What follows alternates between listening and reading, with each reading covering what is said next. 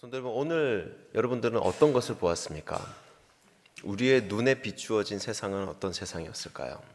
모두가 다 같은 세상 속에서 살아가지만 그 눈에 비추어진 세상은 우리가 다 다른 세상을 살아가는 것이죠. 어떤 아이들은 아이 눈에 맞게끔 세상을 바라보고요. 그리고 중년은 중년에 맞게끔, 청년은 청년에 맞는 그런 세상을 바라봅니다. 어떻게 보면 우리는 다 다른 세상 속에서 사는 것 같아요.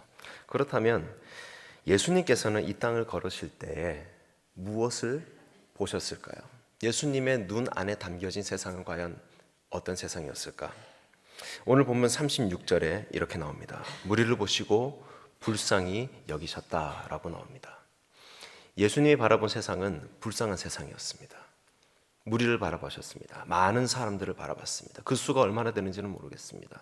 하지만 예수님께서 바라봤던 세상은 불쌍한 세상이었습니다.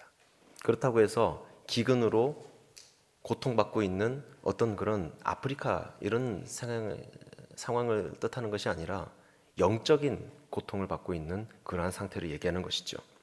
오늘 본문에서도 그런 내용이 나옵니다. 고생하며 그리고 기진하였다라고 그렇게 나오죠.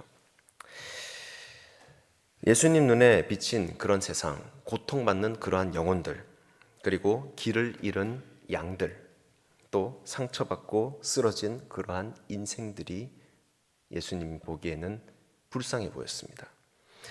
예수님은 그들을 단순히 많은 사람들로 그렇게 보지 않으셨죠. 우리 눈에는 많은 사람들로 보입니다. 무리들로 보이죠. 하지만 예수님의 눈에는 달리 보였다는 것입니다. 어떻게 보였을까요? 그 한 사람, 그리고 또 그 한 사람, 그 마음 안에는 뭐가 있냐면 공허함이 있고요. 그리고 그 마음 안에는 외로움이 있습니다. 또 아픔이 있죠. 그러한 것까지 깊이 바라보셨다라는 거예요. 우리가 바라보는 것과는 굉장히 다르죠. 영적인 것이죠. 그 사람의 깊은 곳까지 바라봅니다. 우리는 그냥 외모만 보잖아요. 그 사람이 어떤 옷을 입었네, 어떤 가방을 맸네, 어떤 모자를 썼네, 무슨 신발을 신었네, 아 이런 무리구나, 저 사람들은 저런 무리구나, 아 그렇구나 라고 생각합니다. 하지만 예수님이 바라봤던 그 사람들 한 명 한 명은 달랐다라는 거예요. 영적인 상태를 바라보셨다는 것이죠. 그리고 예수님은 그들을 위해서 추수할 일꾼을 찾으셨습니다. 사랑하는 여러분, 지금 이 시간 예수님께서 우리의 이 도시, 그리고 우리의 이웃, 또 우리의 가족을 바라보신다면 아마 똑같은 말씀을 하셨을 것입니다. 예수님께서 이 말씀을 하실 그 당시에도 그랬지만 지금도 마찬가지라는 것이죠. 아니, 지금은 더하죠. 세상은 굉장히 발전했습니다.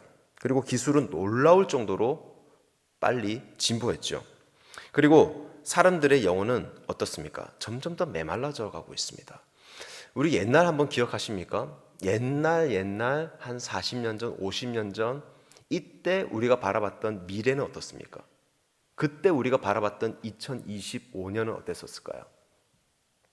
어떤 스쿠터 같은 그런 기계를 타고 우리가 하늘을 날아다닌다고도 생각했고요. 그리고 어떻습니까? 화상통화 할 것이라고 우리가 생각했죠. 시계를 보면서. 그런데 어떻습니까? 막상 화상통화가 되는 시대에 오니까 잘 하지 않아요. 그때는 그런 거 하나만 있어도 와 할 것 같았어요. 그런데 막상 도래하니 전혀 다른 세상을 또 살아가고 있다. 또 없어질 것이라고 생각했던 그 신문은 아직도 존재하고 있다. 점점 발전하지만 사람들은 어떻습니까? 점점 불안해하고 힘들어하고 있습니다. 우리가 풍족할 것만 같았던 그런 미래, 우리가 살고 있습니까? 아니죠. 매우 발전하는 세상 속에서 나를 아주 도와줄 것이라고 생각했던 그러한 미디어 속에서 우리는 고통받고 있습니다.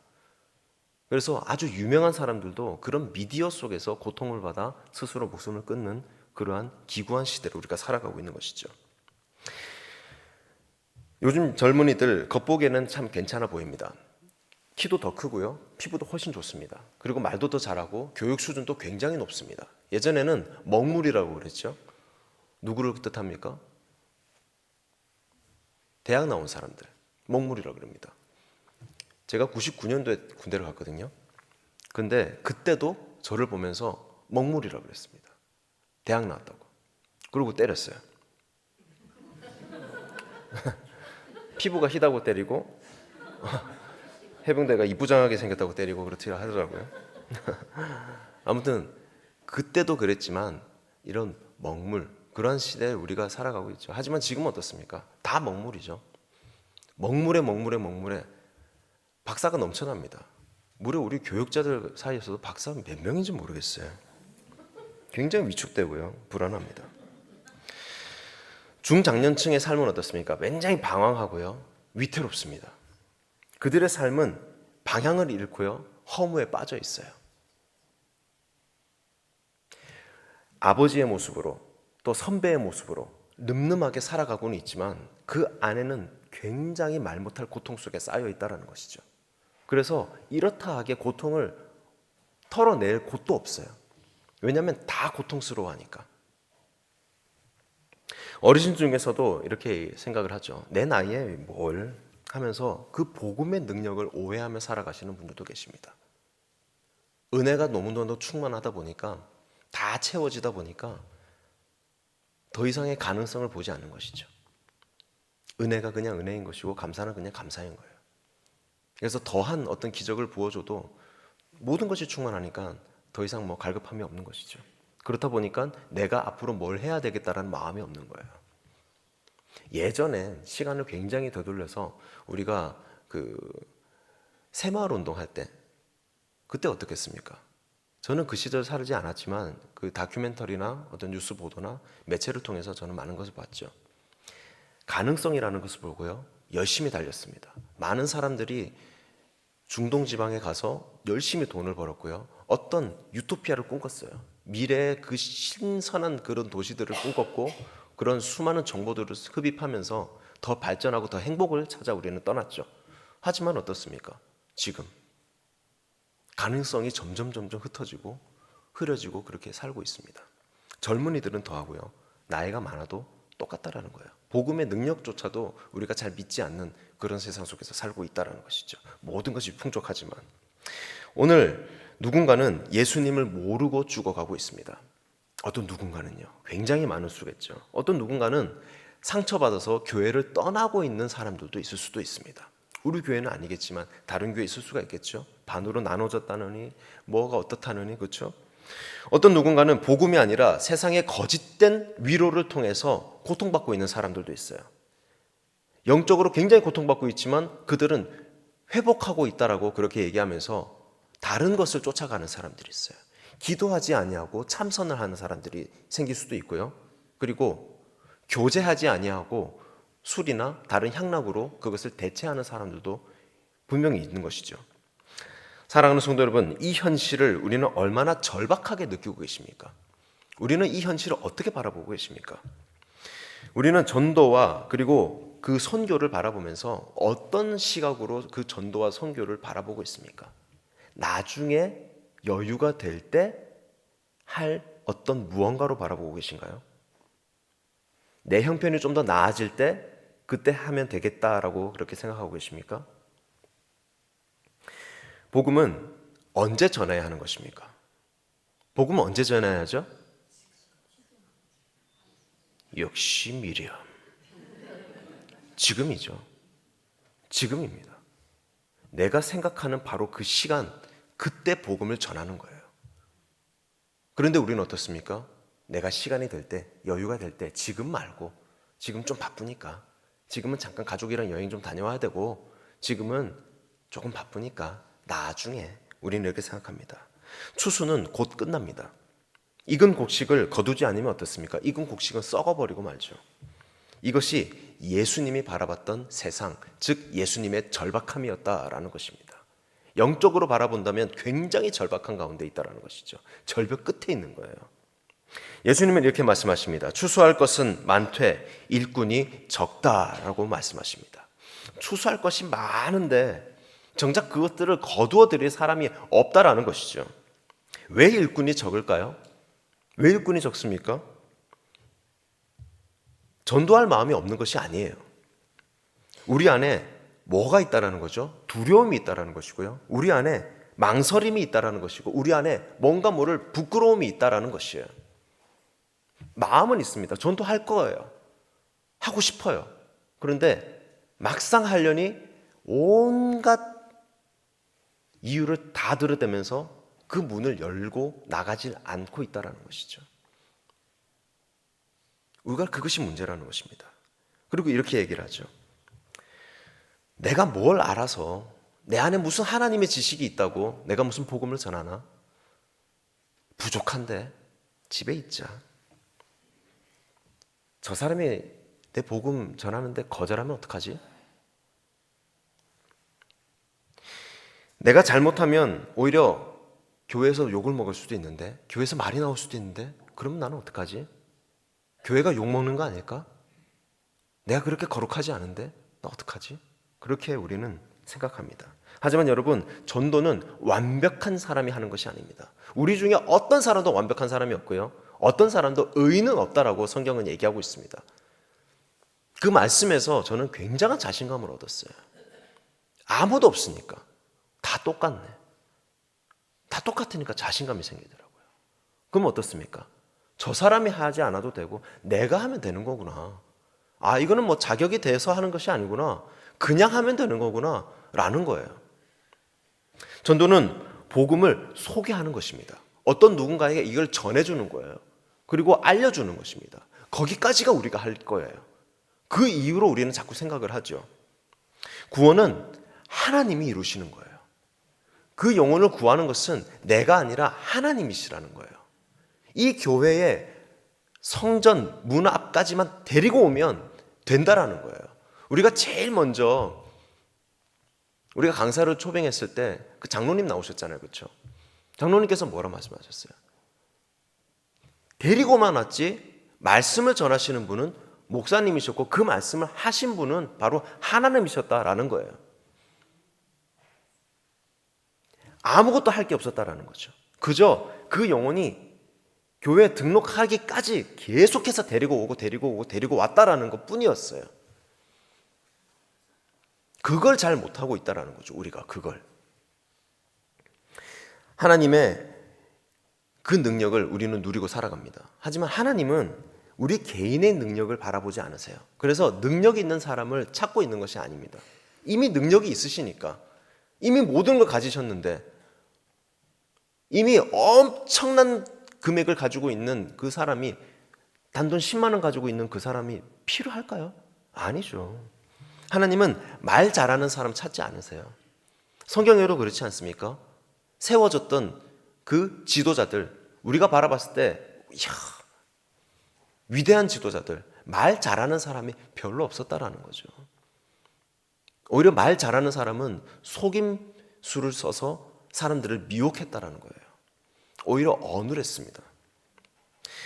주님의 마음을 품은 그 사람을 주님은 찾고 계신다라는 거예요. 주님의 마음을 품은 사람은 바로 주님의 말씀에 순종하는 사람인 줄을 믿습니다. 여러분, 순종하는 사람의 입에서는 항상 무엇이 나오는지 아십니까? 가능성이라는 게 나와요. 가능성. 그 입술에서는 항상 맴도는 것이 가능성입니다. 하지만 순종하지 않는 사람들의 입술에서는 뭐가 나오느냐? 불가능이 나와요. 불가능이. 안 돼. 왜냐하면 그 하나님의 능력을 의지하지 않기 때문에. 왜 가능성을 얘기하느냐? 하나님의 능력을 의지하기 때문에 나오는 것이죠. 다시 말해서 그 능력을 아니까 의지하는 것이고, 그 능력을 아니까 순종할 수밖에 없는 거예요. 의지를 하려고 하는 것이 아니었고, 순종을 하려고 억지로 노력하는 것이 아니었다라는 거죠. 그 능력을 아니까 저절로 의지가 되는 것이고, 그 능력을 아니까 저절로 순종이 된다라는 거예요. 내가 물에 빠졌습니다. 인명구조원이 와요. 인명구조원이 나를 살릴 걸 아니까 그 말을 다 듣는 거예요. 잡으세요? 잡아야죠. 안기세요? 안겨야죠. 몸에 힘 빼세요? 빼야죠. 다 해주는데, 그래야 내가 사니까 말 다 듣습니다. 그 사람이 뭐 나보다 학벌, 그때 그걸 따집니까? 아니죠. 그 사람의 그 능력치를 알고 있으니까, 그래야 내가 사니까 그걸 의지하고 순종할 수밖에 없는 거예요. 아니까. 저절로 의지가 되고 저절로 순종이 된다는 것을 믿으시기 바랍니다. 왜 그럴까요? 하나님의 말씀에는 능력이 있다는 겁니다. 그걸 능력을 아니까, 내가 맛을 한번 봤으니까. 여러분, 맛을 봤던 그 맛집 또 찾지 않습니까? 또 찾습니다. 오늘도 전 찾아갔어요. 영도다리 건넜어요, 여러분. 칼국수 먹었어요. 그리고 비싼 돈 주고 칼국수 먹어서 저녁 굶었어요. 빈속입니다, 여러분. 왜 갔습니까? 하나님 말씀을 아니까. 그 맛을 아니까 여러분들이 자꾸 교회에 오는 거예요. 다른 사람들 지금 이 시간 뭐 합니까? 재밌는 거 봐야죠. 연속극 보고 해야죠. 왜 여기 와서 가운 입고 뭐 하시는 거예요? 맛을 아니까. 능력을 내가 알고 있으니까 다른 사람들이 뭐라고 그러든 가운 입고 찬양하는 거예요. 아멘이십니까? 예수님은 우리에게 말씀하십니다. 일꾼이 적다라고. 이 말씀을 하신 후에 제자들에게 이렇게 말씀하시죠. 그러므로 추수하는 주인에게 청하여 추수할 일꾼들을 보내주소서 하라라고 말씀하십니다. 이게 바로 뭐냐면 전도의 시작은 곧 기도라는 것이에요. 전도를 할 때 내가 시작해야 되는 것은 기도라는 거예요. 기도를 왜 하죠? 기도를 왜 하죠? 하나님께 의탁하는 거예요. 도움을 청하는 겁니다. 어제 제가 24시간이 안 됐네요. 어제 저희 어머니랑 이런저런 얘기를 하다가 어머니가 이제 처녀 때는 충북 분이시거든요. 처녀 때는 저기 초랑교회에서 세례를 받으시고 그렇게 뭐 주일학교도 이렇게 섬기시고 했대요. 그러다가 이제 결혼을 하시고 뭐 의리의리한 뭐 불교 집안에 와가지고 아무것도 못하고 이제 종속돼서 사시다가 아무 생각 없는 아버지를 만나서 아버지는 이제 종교적으로 아무 생각이 없으시죠. 그래서 아버지는 이제 뭐 불교고 뭐고 다 필요 없고 그냥 마이웨이를 가시더라고요. 자, 그런데 아버지가 알고 보니까 이 미션 스쿨을 나오셨더라고요. 네. 사도신경을 아시고 주기도문을 다 외우세요. 그래가지고 이 어찌된 영문인가. 그래서 저는 제가 믿음의 1세대인 줄 알았어요. 그러니까 아니더라고요. 세례받은 어머니 밑에서 제가 자란 모태신앙이었더라고요. 이 모태신앙 욕 되게 했거든요. 근데 제가 모태신앙이더라고요. 자, 그런데 제가 요전 사역지 이제 서포교회라는 그 사역지에 있었는데 거기 이제 첫 부임 설교를 할 때 1월 5일이었어요. 설교 때 아버지가 갑자기 교회 가겠다고 그러시는 거예요. 그래가지고 무슨 말씀이신가 해가지고 아들이 이제 목사하니까 이제 교회 가시는 거예요. 그렇게 약간 비아냥거렸죠. 그러니까 그게 아니라 나는 하나님과의 약속이 있어요.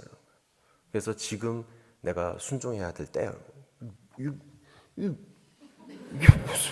이게 무슨 말인가 해가지고 그렇게 해서 이제 어머니 아버지가 믿음 생활을 하시고 계시거든요. 한 주도 빠짐없이.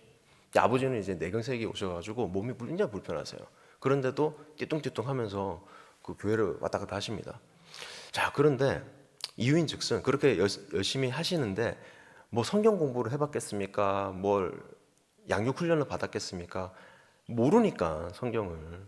그래서 어머니가 그 얘기를 하더라고요. 이런 얘기 하다가 저런 얘기 하다가 아들이 목사인데 아이고 내가 성경을 하나도 모른다 그래가지고 읽어요 그랬지 내가. 읽으세요 그러니까 그 얘기를 하시더라고요. 몇 달 전에 잠을 자는데 어떤 누군가가 이렇게 이 밑에 매트죠. 매트를 이렇게 잡아 끌더래요. 이게 침대로 떨어질 것 같더래요. 그래가지고 또 한 번 누가 끌더래요. 떨어질 것 같더래요. 그래서 눈을 딱 떴는데 그 순간 제가 집에 곳곳에 그 성경책을 많이 이렇게 배치해 놨거든요. 그 성경책이 갑자기 생각나시더래요. 그러더니 요만한 포켓 성경을 들고 딱 이렇게 말씀하셨다는 거예요. 저희 어머니 실제로 만나보신 분은 아시겠지만 굉장히 여린 분이거든요. 그러니까 여려요 사람이. 어찌된 영문인지 모르겠지만. 그래가지고 그렇게 태어났나 봐요. 저는 이해 못하겠어요. 그런데 단호하게 나와 이렇게 하시는 거예요. 저 똑같이 해볼까요? 어머니 어제 나와. 너 어떤 모습이든 나와. 머리를 풀든 머리를 묶든 너 나와. 이렇게 해요. 진짜 어머니 이렇게 하시더니 너 미쳤나 봐 이렇게 속으로 약간 무서웠어요. 그런데 그런 담대함이 생기더래요. 말씀을 손에 쥐고 있으니까 담대함이 생기더래요. 그래서 제가 어떻게 성경을 읽어야 되는지를 쭉 설명을 드렸어요. 그래서 삼위일체 하나님서부터 쭉 설명을 드리고 마지막엔 그렇게 했죠. 엄마, 말씀 읽을 때는 꼭 하나님의 능력을 의지해야 돼. 성령님께서 엄마를 도와주시거든.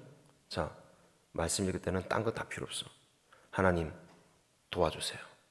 이해할 수 있게 해주세요. 예수님의 이름으로 기도합니다. 딱 이렇게만 했어요. 모든 것은 기도로 시작해야 된다는 것입니다. 누가 우리를 도와주니까? 성령님이 나를 도와주니까. 내가 그 삶을 살아가니까 그 능력을 내가 안다면 나는 전적으로 의지해야 되는 거죠. 요즘 새벽부터 기도로 시작합니다. 우리 교회가. 그렇죠? 이게 계속 이어졌으면 좋겠습니다. 여기에 꽉꽉 들어찼어요. 애들까지 버글버글합니다. 중고등부 하나도 안 나왔지만 애들이 호르몬이 돌아요. 어쩔 수 없어요. 유초등부 막 나와가지고 막 마음이 힘들어요. 약간 좀. 이거 뭐야 이게 뭐 사역자 너무 좋으신 분 와가지고 막 애들이 막 새벽에 눈을 떠가지고 말이 안 되는 그런 일이 벌어지고 있죠. 모든 것은 기도로 시작하는 겁니다. 전도 역시 시작은 기도라는 것이죠. 우리가 기도하지 않으면 일꾼은 생기지가 않습니다. 우리 마음에 한 영혼 향한 그 불을 기도로 시작하지 않으면 붙어지지가 않습니다. 기도하는 사람은 결국 어떻습니까? 행동하는 사람이죠. 기도는 우리의 마음을 하나님의 마음으로 바꾸기 때문입니다. 여러분, 오늘 우리가 진심으로 우리가 기도한다면, 우리 자녀를 위해서 또는 우리 이웃을 위해서, 우리 지역을 위해서 우리가 기도한다면 하나님은 우리를 그 영혼에게로 보내어 주실 줄로 믿습니다. 사랑하는 성도 여러분, 오늘 말씀은 우리에게 묻고 있습니다. 너는 지금 일꾼으로 살고 있니? 라고 말이죠. 내가 널 일꾼으로 알고 있는데 너 일꾼 맞니? 내가 너한테 자격증 다 허락했는데 너 일꾼 맞아? 살고 있어? 뭐야 너 정체가? 하고 있는 거예요. 예수님은 지금도 우리를 추수의 밭으로 보내길 원하십니다. 바쁜 일상 속에서 또는 우리의 가정 안에서 또는 직장 속에서 그 한 영혼을 위해서 우리가 쓰임받는 그런 일꾼이 되길 원하신다라는 거예요. 왜냐? 일꾼으로 세우셨으니까. 오늘 말씀을 따라 우리는 이렇게 결단하기 원합니다. 먼저 우리 마음 안에서 그 어떤 한 사람을 우리가 생각하기 원해요. 내가 전도 작정했던 그 VIP 한 사람, 그 작정자 그 한 사람을 우리가 생각해야 됩니다. 예수님을 모르고 살아가는 그 한 사람, 그 한 사람 우리가 지금 떠올리며 기도해야 할 때입니다. 그리고 두 번째로는 그 이름을 놓고 이번 한 주 매일매일 우리는 묵상하며 기도해야 한다는 것이죠. 마침 고난주간 특별 새벽 기도 기간입니다. 다 나오셔서 유튜브 보고 계시죠? 다 나오세요. 네, 나오시면 됩니다. 깜짝 놀랄 거예요. 하나님께서 우리가 기도하면 길을 열어주십니다. 왜냐하면 이 세상을 창조하신 분이에요. 뭘 못하겠어요. 이 세상을 창조했다는데. 4월 27일 새생명 축제를 위해서 우리는 그 날을 전도의 기회로 우리는 삼아야 합니다. 한 사람, 꼭 한 사람만이라도 우리는 데리고 와야 하는 거예요. 한 사람만이라도. 우리가 여러 명 막 하면서 이 사람 모르겠어. 분별하지 마세요. 그냥 내가 쓴 사람들 다 데리고 온다라고 생각하시면 되고 자신이 없으면 그 한 사람이라도 내가 데리고 온다라고 생각하시면 돼요. 작정자 수가 점점 늘어나고 있습니다. 전도사님이 계속 아이고야 하고 계세요. 여러분, 우리 교회 부흥해야 되지 않습니까? 다른 교회는 다 쇠퇴하고 있습니다. 저는 우리 교회가 부흥할 줄을 믿습니다. 왜냐하면 이건 실제예요. 왜냐하면 코로나가 지나고 원상복귀된 교회는 이 세상에 없어요, 여러분. 없어요, 여러분. 통계적으로 그렇게 안 나와요. 전화 빨리 받아보세요. 그래서 코로나가 지나고 다시 원상복귀가 돼서 잘 되어가고 있는 교회가 쉽지 않습니다. 여러분, 많은 사람들이 작년에 통계상 우리 교회에서 한 60회 정도 장례를 치렀다고 그래요. 자, 그러면 60분이 돌아가신 거예요. 근데 사람이 그대로예요. 그러면 새 사람이 왔다라는 거거든요. 그리고 잃었던 영혼들이 다시 왔다라는 거고요. 없었던 사람이 다시 생긴 거예요. 우리 교회는 발전하고 있고 부흥하고 있는 교회입니다, 여러분. 그래서 가능성이라는 게 있다라는 거예요. 내가 거기에 몸을 담고 있고 나는 거기서 말씀을 듣고 은혜 받고 있고 그러면 나는 어떤 사람? 나도 가능성이 있다라는 사람이에요. 그걸 믿으시기 바랍니다. 여러분, 추수할 것은 많습니다. 그런데 일꾼이 적습니다. 하지만 하나님은 오늘도 내가 누구를 보내며 누가 우리를 위하여 갈까? 그렇게 우리를 바라보시며 물으십니다. 오늘 우리가 이렇게 얘기하기 원합니다. 주님, 내가 여기 있습니다. 나를 보내어 주시옵소서라고 말입니다. 그리고 주님은 그렇게 응답하기를 기다리고 계십니다.